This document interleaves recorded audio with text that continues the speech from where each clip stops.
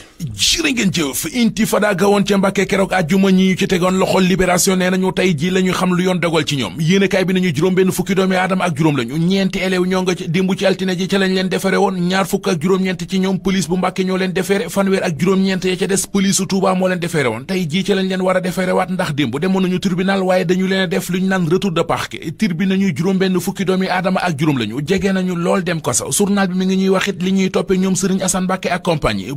bokk ci manifestation bu ñu autorisé wul yàq alalu jàmbur ak defi fitna jëme ci takk der yi fukki nit ak ñaar yi ñu jàppoon ci cité kër góor gi keroog ba yoon wooloo Mame Mbaye Niang ak Ousmane Sonko source wa mi ngi ñuy wax ci xëtam mu njëkk ne ñooñee alxames ji di ñëw fukki fan ak juróom-benn ci weeru février ci lañ leen war a àtte waaye bari na ci ñoom ñuy weddi liñ leen di tuumal kenn ci ñoom ñu naan ko Abdoulaye Kébé nee na moom ba ñu koy jàpp xamul woon sax lan moo xew ay xale yu muy jàngal alxuraan ci ñoom la doon dem xamul woon sax ne manifestation am nañu ci cité kër góor gi amit keneen ku ñu naan Matar Cissé moom ba ñu ko jàppee dane ab journaliste la bi ñu koy jàpp ci la carte de presse am réeré ginnaaw bi mu ne bés bi mbir yi amee ci la waroon a dem déposé dossier ngir mën a am carte de presse nationale gaay yi Pastef yi ñuy alde ak di leen jàpp ci réew mi témoigné nee nañu waa Pastef ñoo ngi koy naqarlu bureau politique national bu parti Pastef ñoo bind ab leetar kuréel yi xeex ak yelleefu doomu aadama ci réew mi ak société civile gi di ci ñaawlu ñu ne noone la nguuru Macky Sall dëkk waa kër Ousmane Sonko yi dëkk leen a jàpp ka tëj ka xoqatal ka toroxal ka fitnaal ka faat Vox Populi nañu leetar bu gudd la waa Pastef bind société civile bi di leen ca kalaame ni ñuy def seen militant yi li leen mitti ñoom waa Pastef ba tax ñu bind société civile gi Sud Quotidien nee nañu bokk na ci fu ñu fàkk bëgg faa defi manifestation ñu aayi leen ko boole ko heure bu ñu xëyee dégg ne am na kenn ci ñoom ku ñu jàpp leen journal L'Observateur téye ba mu dëgër ñu xooli xibaar bi mu xëyee